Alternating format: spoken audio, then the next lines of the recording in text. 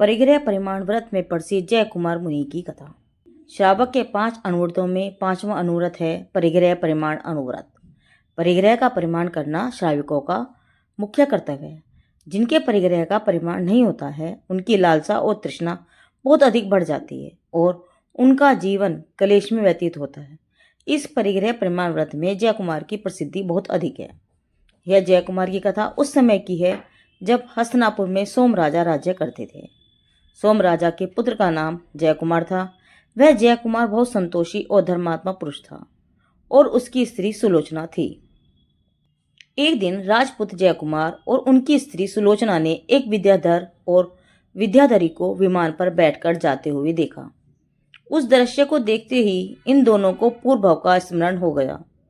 उस स्मृति में ये दोनों ही बेहोश हो गए। कुछ समय बाद जब वे सचेत हुए तो पूर्व जन्म की सिद्ध की हुई विद्या उनके पास आई और प्रकट होकर कहने लगी, आप जो आज्ञा देंगे सो हम करेंगे। जब इसको पूर्व जन्म की विद्या सिद्ध हुई तो ये दोनों जय कुमार और सुलोचना कैलाश पर्वत की वंदना करने गए। वहाँ भरत राजा के बनवाए हुए अनेक जिन मंदिर थे, वे उनकी पूजा कर रहे थे। उसी समय स्वर्ग में इंद्र की सभा में शास्त्र व्याख्यान हो रहा था और इंद्र परिग्रह प्रमाण की चर्चा करते हुए जय कुमार की बड़ी प्रशंसा कर रहा था। इस समय मध्य लोक में राजपुत्र जय कुमार परिग्रह प्रमाण के दृढ़ प्रतिज्ञ हैं। इस वृत्तांत को सुनकर एक रति पर्व नाम के देवता को यह इच्छा हुई कि मैं जय कुमार के इस परिग्रह प्रमाण व्रत की परीक्षा करूंगा। सो वह रति पर्व देव चला। उस समय जय कुमार और सुलोचना प्रभु पूजा करके बहुत दूर दूर बैठे हुए थे। धर्म ध्यान के समय दूर दूर बैठना उचित होता है। उसी नीति के अनुसार वे दूर दूर बैठे हुए थे।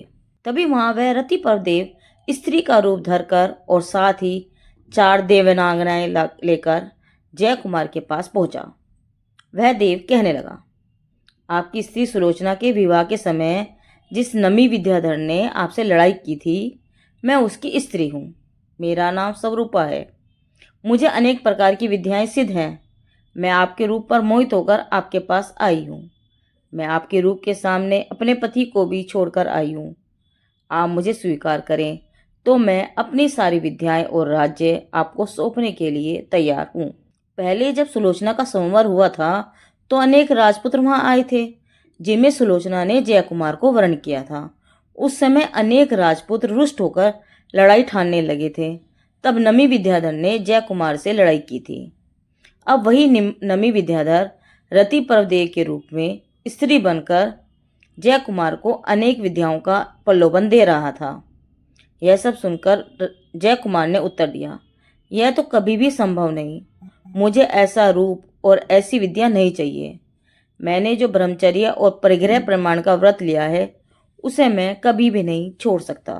तेरे जैसा सुंदर रूप है, यदि तू ऐसी शीलवती होती तो कितना अच्छा होता। यह तो स्वर्ण में सुगंध होने जैसी बात होती। तुमने मनुष्य जैसा देह पाया, राजघराने के अच्छे साधन पाए, फिर भी अपने आत्मा के कल्याण में इनका उपयोग नहीं किया। यह जानकर मुझे दुख होता है। सो तू अब भी पतिव्रत धर्म को धारण कर प्रभु की पूजा स्वाध्याय में आदि में लीन हो। यह कहकर जय कुमार अपनी सामायिक में जुट गया। विधि पूर्वक सामायिक क्रिया करके वह ध्यान में लीन हो गया।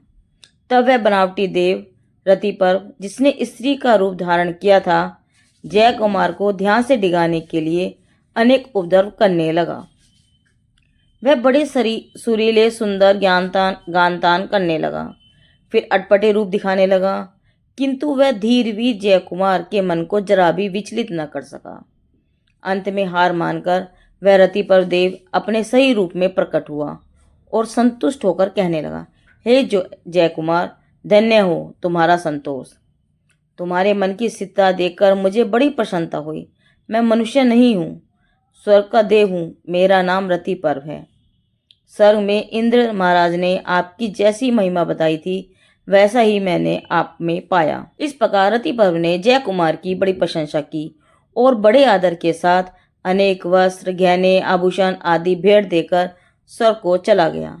इधर ये तृष्णा रहित ब्रह्मचर्य के धनी जय कुमार अपनी स्त्री सुलोचना सहित कई दिन तक कैलाश पर्वत पर रहे और प्रतिदिन भगवान की पूजा वंदना की। उसके पश्चात अपने घर आए और कुछ दिन रहकर वे गृहस्थी का पालन करने लगे, गृहस्थी के सुख भोगने लगे। फिर उन्होंने मुनि दीक्षा ग्रहण की। मुनि होकर जयकुमार ने बहुत तप धारण किया और अंत में मोक्ष को प्राप्त हुए। रानी सुलोचना ने भी श्रावक के व्रत धारण किए और समाधि पूर्वक मरण कर स्वर्ग गई। इस कथा का तात्पर्य यह है कि जैसे जयकुमार विद्या और राज्य के लोभ में नहीं आए और अपने धर्म में दृढ़ रहे, उसी प्रकार हमें भी धर्म में दृढ़ रहना चाहिए। जो पुरुष अपना जीवन संतोष से बिताता है और अवसर पाकर संसार से विरक्त होकर आत्मानुभव में अधिक समय लगाता है, वह अंत में निर्वाण पद को प्राप्त होता है। इस कथानक से हमें शिक्षा यह लेनी चाहिए कि हमेशा परिग्रह से विरक्त रहें, तृष्णा से दूर रहें, परिग्रह में संतोष रखें। 5वें परिग्रह प्रमाण व्रत में प्रसिद्ध जय कुमार की कथा पूरी हुई। जिनवाणी माता की जय।